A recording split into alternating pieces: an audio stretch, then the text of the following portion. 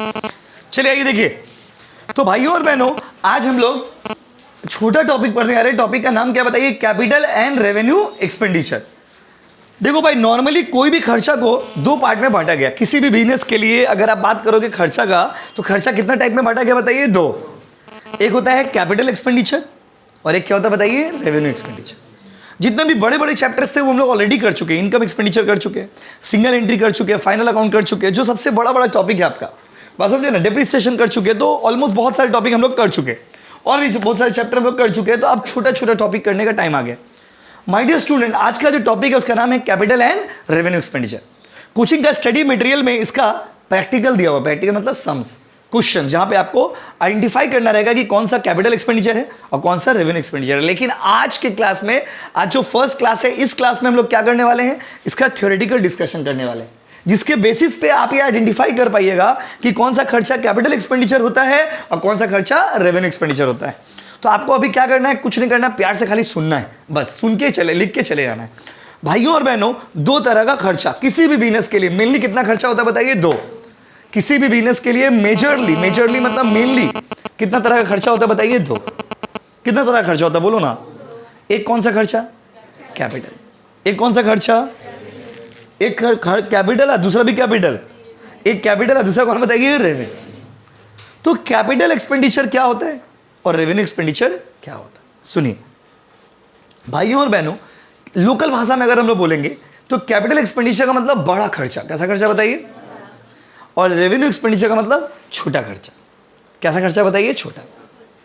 और भी इससे लोकल लैंग्वेज में अगर हम लोग बोलेंगे तो कैपिटल एक्सपेंडिचर मतलब big investment, one time investment which gives you long term benefit. एक बार पैसा लगाओगे, जिंदगी भर बेनिफिट लोगे।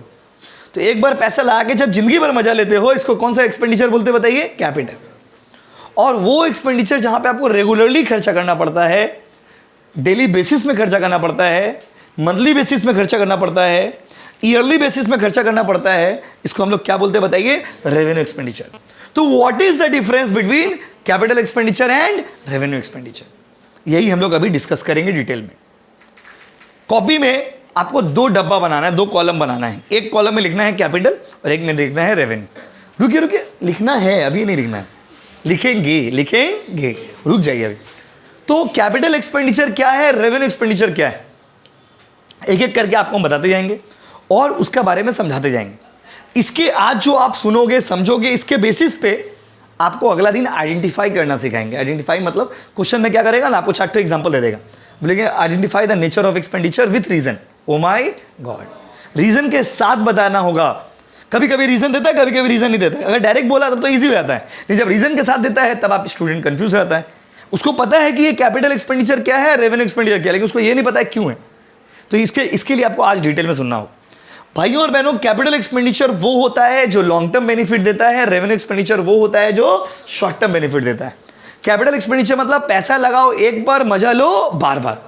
रेवेन्यू एक्सपेंडिचर मतलब रेगुलरली पैसा दो, रेगुलरली मजा लो, रेगुलरली पैसा दो, रेगुलरली उसका बेनिफिट लो। तो वो कौन सा एक्सपेंडिचर हो गया बताइए? रेवेन्यू। कौन सा एक्सपेंडिचर हो गया बताइए? रेवेन्यू। तो अब देखिए, आपको एग्जांपल देते हैं। जैसे आप एक बाइक खरीदते हो, ठंडा दिमाग से तुम समझिएगा, ठंडा दिमाग से आप एक क्या खरीदते हो बाबू? बाइक। तो आपने यू बॉट अ बाइक, आपने एक बाइक खरीदा, वो कौन सा एक्सपेंडिचर है? कैपिटल। बाबू गर्मी लग रहा है, इधर आ जाइए, इधर आ जाइए, सामने आ जाइए, गर्मी लग रही है, सामने आ जाइए, ठीक है। तो आपने एक बाइक खरीदा, तो बाइक खरीदोगे तो कौन सा एक्सपेंडिचर हो गया बताइए? कैपिटल एक्सपेंडिचर हो गया, बड़ा अमाउंट है। नॉर्मली 10 साल 15 साल एक बाइक चलता है। अगर थोड़ा और आपको लॉ के हिसाब से लेके चले तो इंडिया में कानून के हिसाब से एक मोटर व्हीकल का लाइफ जो होता है ना, चाहे वो बाइक हो, कार हो, 15 साल होता है लॉ के हिसाब से। मतलब 15 साल बाद आप गाड़ी रास्ता पे चला नहीं पाएगी। जैसे अगर आप एक कार खरीद रहे हैं आज, तो उसको 15 साल ही रास्ता पे चला पाइए। 15 साल बाद आप उसको बेचना पड़ेगा आपको उसको, या फिर उसको फिर सर्टिफिकेट ऑफ फिटनेस लेना पड़ता है, तो वो अलग केस हो गया, उसमें हम लोग जाना नहीं, हम लोग जो सीख रहे हैं उसको समझिए। तो बाइक हो गया, कार हो गया, स्कूटी हो गया, ये सब क्या है, ज़्यादा दिन चलता है। टीवी हो गया, फ्रिज हो गया, एसी हो गया। ये जो मेरा स्मार्ट बोर्ड है जिसमें आपको क्लास करा रही, सब कौन सा एक्सपेंडिचर है बताइए? Capital expenditure. क्यों? पैसा लगाए एक बार, मजा ले रहे बार बार। ये कौन सा एक्सपेंडिचर हो गया बताइए? कैपिटल। वही अगर आप रेवेन्यू एक्सपेंडिचर में जाते हो तो रेवेन्यू एक्सपेंडिचर मतलब रेगुलर खर्चा, रेकरिंग एक्सपेंसेस। बाइक के, you are buying the bike, this is capital expenditure. But fueling जो करते हैं उसमें पेट्रोल जो भरते हो, क्या भरते हो बोलो, पेट्रोल, वो कौन सा एक्सपेंडिचर है? यस और नो गाइस? बाइक का जो खर्चा है वो कौन सा एक्सपेंडिचर है बोलो? और उसमें जो पेट्रोल भरवाते हैं वो कौन सा खर्चा है? रेवेन्यू। जब हम लोग ये वाला बोर्ड खरीदे तो हम लोग का माइंड में क्या आया कि चलो अब मार्कर का पैसा नहीं लगेगा, यही ना आया दिमाग में? आपके दिमाग में ये आता होगा कि चलो मार्कर का पैसा भैया का बच जाता होगा। ऐसा नहीं है। ये बोर्ड आने के बाद ये बोर्ड मेरे लिए कौन सा एक्सपेंडिचर है? कैपिटल, क्योंकि ये महंगा एक्सपेंसेस, महंगा इन्वेस्टमेंट है और इसका बेनिफिट लॉन्ग टर्म में चलेगा। ये सब एक छोटा मोटा टाइम में खराब होने वाला चीज़ नहीं, लॉन्ग टर्म चलेगा। देखो जिंदगी भर तो जिंदगी भी नहीं चलता है आदमी का, जिंदगी जो है वो भी तो जिंदगी भर नहीं चलता है। आदमी बताया जिंदगी भर चलेगा तो जिंदगी भर आपका जिंदगी चलेगा, इसका भी कोई ठिकाना नहीं। तो ये तो सामान है, खैर छोड़ दीजिए। तो लॉन्ग टर्म में चलेगा, दैट्स एक्सपेक्टेड। तो ये कौन सा एसेट हो गया बताइए? Capital expenditure. लेकिन इसमें भी खर्चा है मेरा, कौन सा खर्चा बोलिए? इलेक्ट्रिसिटी, देखिए प्लग लगा हुआ, देखिए ना, बिजली का बिल, कौन सा खर्चा? रेवेन्यू। और you won't trust my dear students, market से ज़्यादा खर्चा है इसमें। मार्केट में इतना खर्चा नहीं होता था। हाँ, एक तो बेनिफिट है कि मार्केट से शर्ट में दाग लग जाता था, इसमें नहीं लगता है। बस ये डिफरेंस बहुत सारा है, उसको उस मशीन का डिफरेंस अलग हो गया। टेक्नोलॉजी और इसमें जो डिफरेंस होता है, वहाँ पे सब कुछ मोबाइल में रखना पड़ता है, यहाँ पे सब कुछ बोर्ड में। तो वो तो डिफरेंस है वो है, लेकिन आपको हम खर्चा बता रहे क्योंकि आपको लगेगा सिर्फ इसमें कैपिटल एक्सपेंडिचर है, नहीं, इसमें रेवेन्यू एक्सपेंडिचर भी है। कौन सा रेवेन्यू एक्सपेंडिचर बताइए? Electricity bill. और मेरा जितना इलेक्ट्रिसिटी बिल आता है ना महीना में, उसका 30% खर्चा इसी से आता है, ऐसा मेरे ना। तो ये क्या हो गया बताइए? Revenue expenditure. बाइक खरीदे, आदमी दहेज में बाइक ले लेता है, नहीं देखते गाँवों में जाता है शादी में, दहेज में क्या चाहिए तो बोला बाइक चाहिए, क्या चाहिए? बाइक। दहेज में बाइक ले लिया, लेकिन उसको पेट्रोल भराने का पैसा नहीं, समझ रहे ना? तो बाइक आप तभी खरीदना ना जब पेट्रोल भराने का पैसा हो। दहेज में कुछ भी मांग लिया गरीब बेचारा, किसी को परेशान करके कि नहीं हमको गाड़ी दो, हमको बाइक दो, लेकिन क्या आप पेट्रोल भरा पाइएगा? हाँ, अगर मांगना है तो दोनों चीज़ मांगना, कि बाइक भी दीजिए, आप पेट्रोल भी दीजिए, तब जाकर के कॉन्सेप्चुअली करेक्ट हो रहे। तो लॉस में चले जाओगे। लॉट्स ऑफ पीपल, बात समझिए ना। तो मेंटेनेंस का जो कॉस्ट होता है वो कौन सा खर्चा हो गया? Revenue expenditure. मैंने आपको एग्जांपल दे दी। कोई भी चीज़ का मेंटेनेंस कॉस्ट क्या होता है? जैसे गाड़ी, बाइक, ये लेना बड़ा बात नहीं, गाड़ी बाइक लेना बड़ा बात नहीं, मेंटेन करना बड़ा बात। अब ये बात हम नहीं बोल रहे, ये बात अपने पेरेंट्स से भी आप सुने होंगे, मम्मी पापा से भी सुने होंगे, बहुत बार बोलते हैं कि गाड़ी लेना बड़ा बात नहीं, आदमी ले लेगा, चलिए EMI पे आदमी ले लिया कष्ट करके, लेकिन मेन है उसको मेंटेन करना। हम लोग मेंटेन नहीं कर पाते। तो जब आप मेंटेन करोगे तो मेंटेन में भी खर्चा होगा। क्या? अगर आप एक बाइक खरीदते हो, चलो ठीक है, बाइक को आदमी रोज नहीं धुलवाता है, कोई भी आदमी गाड़ी को रोज, सप्ताह में एक दिन तो बाइक को धुलवाइएगा, तो वो भी तो आपका खर्चा है। बाइक को वॉश कराइएगा, 150 रुपया ले लेगा, 100 रुपया ले लेगा, कौन सा खर्चा हो गया बताइए? रेवेन्यू। बाइक कौन सा खर्चा है? कैपिटल। पेट्रोल तो है ही रेवेन्यू एक्सपेंडिचर, पीछे चढ़िएगा पेट्रोल, चढ़िएगा पेट्रोल, पेट्रोल तो चाहिए। कोई तार छूट गया, कोई तार टान दिया, कुछ भी बता ना, रास्ते में बाइक बैठे बैठे कोई है ना, रास्ते में बाइक लगा रहा था, कोई भी आदमी बैठ गया, कोई उसका स्लेटरी घुमा दिया, तो कुछ भी हो सकता है गाड़ी में। तो ये सब कौन सा खर्चा है बताइए? Revenue expenditure. ये सब खर्चा करना पड़ेगा। एसी है, आदमी क्या सोचता है एक बार एसी खरीद लेंगे, जिंदगी में ठंडा ठंडा हमको हवा देते रहेगा, ऐसा नहीं है। एसी कौन सा एक्सपेंडिचर हो गया बताइए? बोलो ना। लेकिन इसको ना हर 3 महीना, 4 महीना, 6 महीना पे ना सर्विस कराना पड़ता है। जैसे घर का एसी होता है तो उसमें कम सर्विस कराना पड़ता है, क्योंकि वहाँ पे उतना घर में यूज़ नहीं होता, किसी भी व्यक्ति का घर में कम। लेकिन कोचिंग है, कोचिंग में ज़्यादा सर्विस कराना पड़ता है। अगर किसी का दुकान है तो उसको और ज़्यादा कराना पड़ता है, कि 24 घंटा चल रहा। तो माय डियर स्टूडेंट, सर्विस कराएंगे वो कौन सा खर्चा होगा बताइए? Revenue expenditure. मोबाइल खरीद लिए एक, कौन सा एक्सपेंडिचर है बताइए? बोलो ना, एग्जाम्पल दे रहे, बताओ। आपका पहले लाइफ का एग्जाम्पल दे रहे। मोबाइल खरीद लिए, कौन सा एग्जाम्पल? कैपिटल एक्सपेंडिचर है। ऑनलाइन वालों कमेंट करो, ठीक है? मोबाइल खरीद लिए, कौन सा एक्सपेंडिचर है? कैपिटल एक्सपेंडिचर है। रिचार्ज कराते हैं हर 2 महीना, 3 महीना, 1 महीना पे, कौन सा एक्सपेंडिचर बताइए? फ्री में रिचार्ज कराते हो? बस फ्री में रिचार्ज नहीं होता है। रिचार्ज कितना महंगा हो गया। जब 200 रुपया रिचार्ज करते हैं ना, बिल एकदम बाहर निकल जाता है। 200 रुपया, ओ माय गॉड। 300 रुपया, हम तो 15 दिन वाला कराते हैं ना, उतना पैसा कहाँ से देंगे? 300 रुपया, 320, 340, बाप रे बाप, वेरी हार्ड, बिग एक्सपेंडिचर। तो माय डियर स्टूडेंट, समझ गए आप? इतना एग्जांपल काफ़ी आपको ये बताने के लिए कि कैपिटल और रेवेन्यू का सबसे बड़ा डिफरेंस क्या है। बात समझे ना? तो जल्दी से बता दीजिए। तो सिंपल समझिए ना, जो रेगुलर एक्सपेंसेस है, जिसको जो रेगुलर लाइफ में यूज़ होता है, जो हम लोग का रेगुलर खर्चा है, वो कौन सा एक्सपेंडिचर है बताइए? रेवेन्यू। ये बिल्डिंग खरीद लिया, कौन सा एक्सपेंडिचर बताओ? कैपिटल। लेकिन बिल्डिंग में झाड़ू देने के लिए जो अंकल है वो हर महीना आते हैं, उनको 300 रुपया देना पड़ता है, ये कौन सा एक्सपेंडिचर? समझ गए ना डिफरेंस? ये बेंच खरीदे, कौन सा एक्सपेंडिचर है? कैपिटल। बेंच में कोई खर्चा नहीं है, ये कौन सा एक्सपेंडिचर है? कोई खर्चा ही नहीं है। बेंच में कोई खर्चा है? नहीं। बेंच में अच्छा चाहिए कोई खर्चा? हाँ, अगर कोई तोड़ देगा तो फिर रिपेयरिंग कराना पड़ेगा, तो कौन सा खर्चा हो जाएगा बताइए? लिखिए डिफरेंस। 2 बड़ा सा कॉलम बनाइए, डब्बा बनाइए, हाँ 2 डब्बा बनाइए, बनाओ ना प्लीज।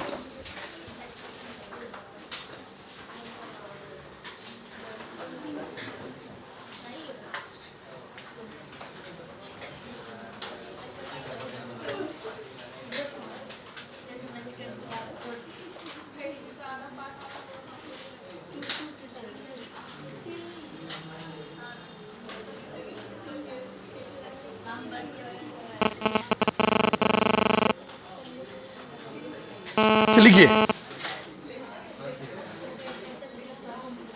बोले लिखो।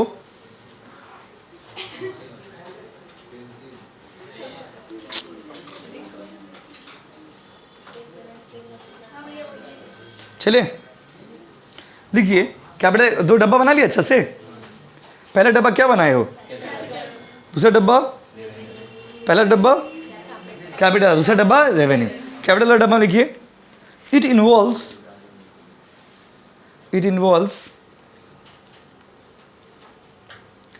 huge expenses, HUG, huge expenses, HUG। कैसा एक्सपेंसेस बाबू?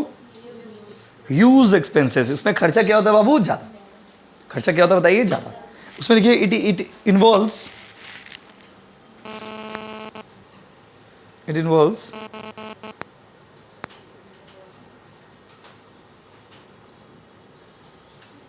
Small expenses.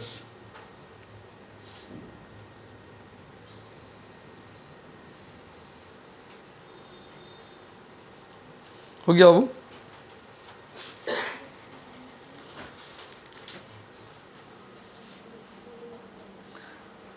लिख दिया गाइस? इसमें कैसा एक्सपेंस होता है? ह्यूज। इसमें कैसा एक्सपेंस होता है? स्मॉल। अब आइए देखिए भाई, कैपिटल एक्सपेंडिचर जो है वो क्या बोले थे आपको स्टार्टिंग में याद है? एक बार होता है। मतलब एक बार बोलेंगे, थोड़ा स्टैंडर्ड इंग्लिश में अगर बोलेंगे, it is non recurring. Non recurring माने रेगुलर नहीं। कैपिटल एक्सपेंडिचर जो है वो क्या नहीं है बाबू? रेगुलर नहीं। लेकिन रेवेन्यू एक्सपेंडिचर क्या होता है बताइए? रेगुलर होता है। क्या होता है बोलो? रेगुलर। लिखिए, लिखिए कैपिटल एक्सपेंडिचर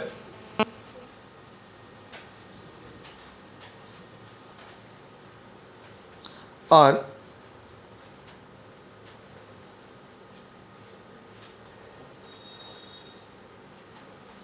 नॉन रिकरिंग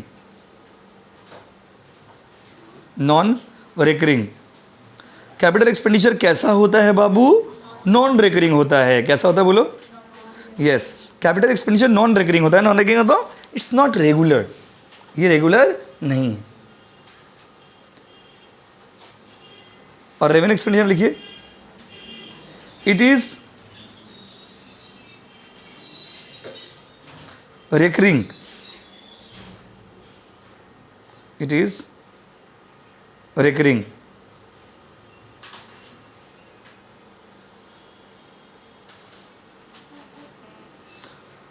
वो रेगुलर है और ये क्या बाबू? इरेगुलर।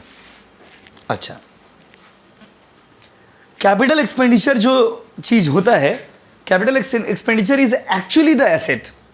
लिखिए मत, सुनिए पहले। कैपिटल एक्सपेंडिचर एक्चुअली क्या बताइए? Asset.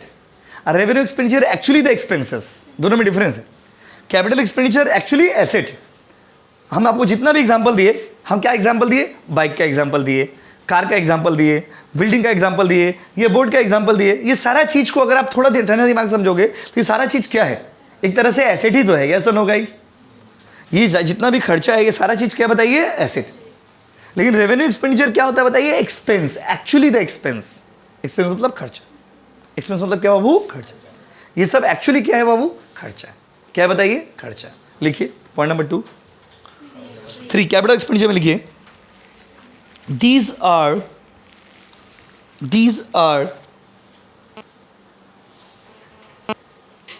the assets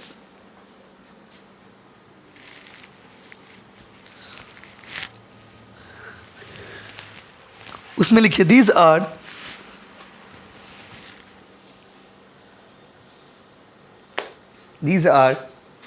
the expenses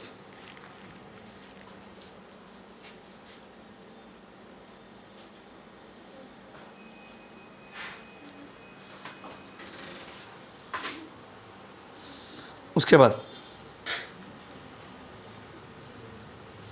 next में आओ भाई, तीसरा कैपिटल एक्सपेंडिचर, जो भी नंबर है, नंबर अपना देख लीजिए।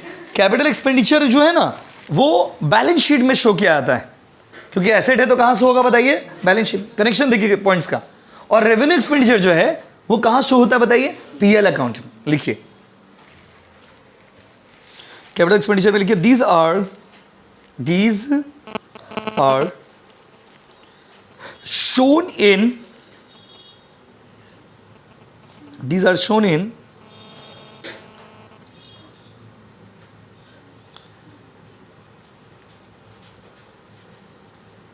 balance sheet. These are shown in balance sheet. ये सब चीज़ कहाँ शो होता है बताइए, बैलेंस शीट में। और उसमें लिखिए these are shown in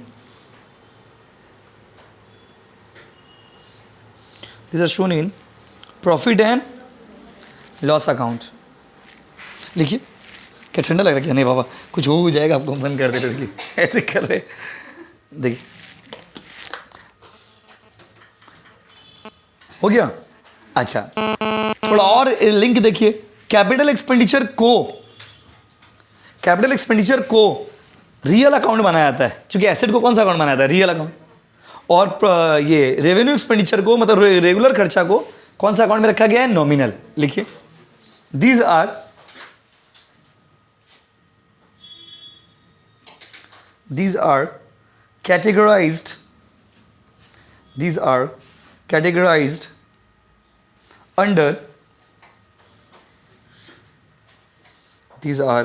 categorized under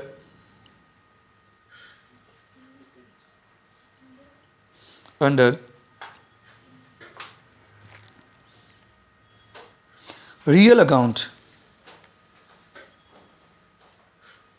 These are categorized under कौन सा अकाउंट बाबू बोलो, रियल अकाउंट। और उसमें लिखिए these are categorized under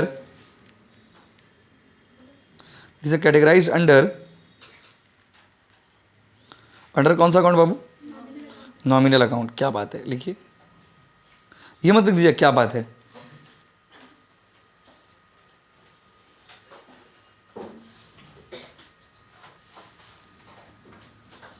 next में आइए,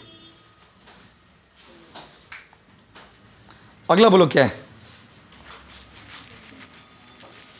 वो तो हम बोलेंगे। कितना पॉइंट हो गया बताइए, 5। पॉइंट नंबर 6 लिखिए, कैपिटल एक्सपेंडिचर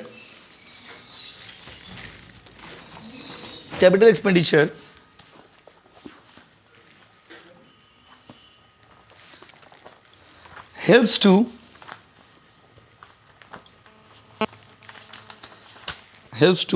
generate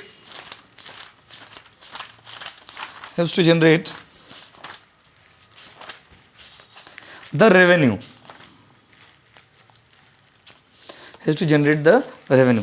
अब खुद सोचो, अगर हम एक बोर्ड खरीदे हैं तो इससे मेरा क्या जनरेट होगा, रेवेन्यू जनरेट होगा।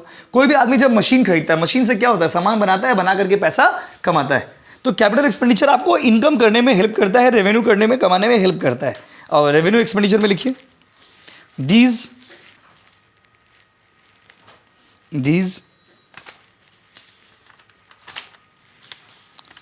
does not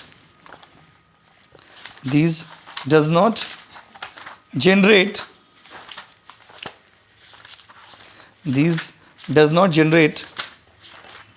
the benefit.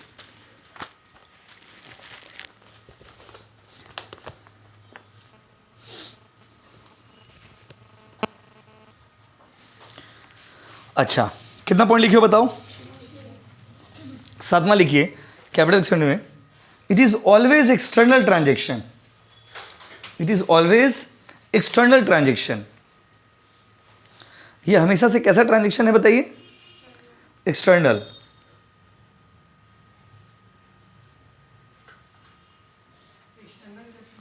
External transaction, external का स्पेलिंग हाँ बताएंगे बताएंगे, पहले लिख लीजिए, उसमें लिखिए इट मे बी, अभी बता रहे हैं, पहले लिख लीजिए, it may be external and internal.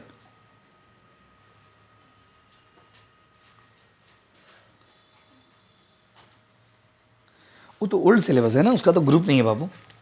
Next आइए, नाम, सेमेस्टर और मोबाइल नंबर भेज दीजिए, हम ऐड कर दे रहे। कितना नंबर पॉइंट में थे बोलो? 7 नंबर पॉइंट। 8 नंबर पॉइंट में आइए, पॉइंट नंबर 8। अच्छा बता रहे थे ये कैसे हुआ, एक्सटर्नल हुआ, ठीक है, यहां तक तो ऊपर वाला सब पॉइंट समझे, इसको तो समझना हो। जब अगर मान लीजिए हम एक मशीन खरीद रहे तो पैसा हम बाहर के आदमी को दे रहे, लेकिन रेवेन्यू एक्सपेंडिचर एक्सटर्नल भी हो सकता है, इंटरनल भी हो सकता है। जैसे सैलरी स्टाफ को दिए, सैलरी स्टाफ को दिए, देखो जैसे कोई एसेट खरीदोगे, कार खरीदोगे, मशीन खरीदोगे, तो बाहर के आदमी को ही पेमेंट करोगे आप, स्वाभाविक सा बात। बट रेवेन्यू एक्सपेंडिचर बाहर के आदमी को भी पेमेंट हो सकता है, इंटरनल भी हो सकता है। बहुत बार तो कैश का आउटफ्लो नहीं भी होगा, जैसे डिप्रिसिएशन, डिप्रिसिएशन तो रेवेन्यू एक्सपेंडिचर है। तो डिप्रिसिएशन कैसा होता है? डिप्रिसिएशन में तुम लोग किसी को पैसा देते हैं, नहीं देते, बट डिप्रिसिएशन को फिर भी कैसा ट्रांजेक्शन माना गया? Internal transaction. कैसा ट्रांजेक्शन बताइए? इंटरनल। पीएल अकाउंट का डेबिट साइड में डिप्रिसिएशन शो करते हैं ना, लेकिन डिप्रिसिएशन में तो पैसा किसी को देते नहीं। डिप्रिसिएशन में होता क्या है? वैल्यू उसका धीरे धीरे कम हो जाता है। जैसे 1 लाख का सामान है तो 80,000 होगी। आज अगर मान लीजिए सबसे ज्यादा, सबसे गंदा अगर डिप्रिसिएशन किसी चीज में होता है तो किस में होता है बोलिए? टेक्नोलॉजिकल गुड्स, मतलब कि मशीन में, चाहे वो गाड़ी हो, चाहे ये बोर्ड हो, चाहे कोई भी चीज़, मोबाइल हो आपका, इसका बहुत गंदा डिप्रिसिएशन होता है। बिल्डिंग में भी होता है डिप्रिसिएशन, लैंड में नहीं होता, पहले भी पढ़ा है आपको। लैंड में डिप्रिसिएशन होता है, बताइए नहीं, लेकिन बिल्डिंग में डिप्रिसिएशन होता है। क्या है? बहुत बार क्या होता है, बिल्डिंग का वैल्यू धीरे धीरे, जैसे ये घर है, अब इस घर में हम 1 साल से ट्यूशन पढ़ा रहे हैं, अब हमको लगा कि नहीं हमें इस रूम को बेच दें, तो बेचेंगे, बिक जाएगा नो डाउट, लेकिन क्या हमको उतना रुपया देगा जितना में हम खरीदे थे? क्योंकि बोलने में क्या होगा कि हम पुराना घर खरीद रहे, बोलने में क्या होगा कि हम कैसा घर खरीद रहे बाबू? पुराना। ये बोलेंगे नया घर खरीद रहे, नहीं, कैसा घर खरीद रहे बोलिए? पुराना। तो इसीलिए कैपिटल एक्सपेंडिचर याद रखिएगा, यहाँ पे कैपिटल एक्सपेंडिचर हमेशा बाहर के आदमी को पेमेंट करते हैं, लेकिन revenue expenditure can be external और कैन बी इंटरनल। कितना पॉइंट हो गया बताइए? पॉइंट नंबर 8 लिखिए, इट, कैपिटल एक्सपेंडिचर में लिखिए, it does not affect, it does not affect the profit। Capital expenditure का प्रॉफिट से कोई लेना देना नहीं।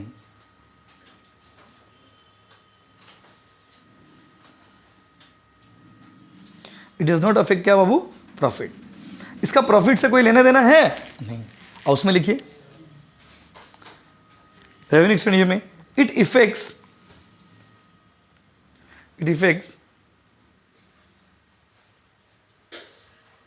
profit।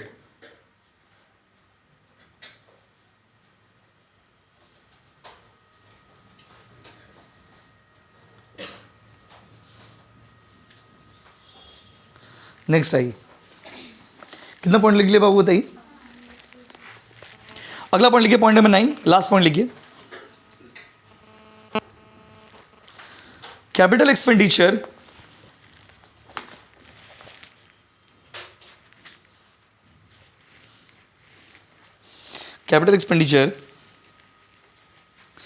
simply means, sorry, capital expenditure simply means मत लिखिए, capital expenditure are subject to depreciation, capital expenditure are subject to depreciation।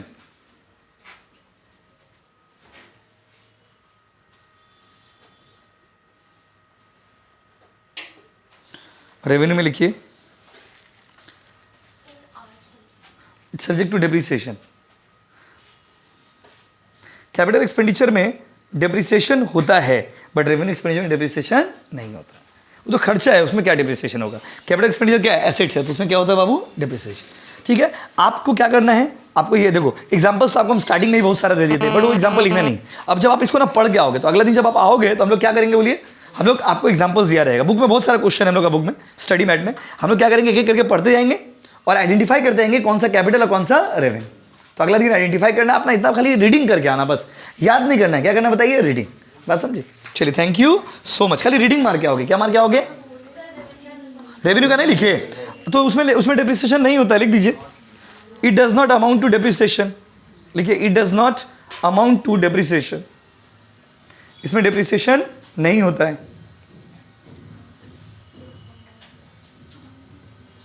It does not amount to क्या बाबू? डेप्रिसिएशन। उसमें डेप्रिसिएशन होता है, इसमें डेप्रिसिएशन नहीं होता है।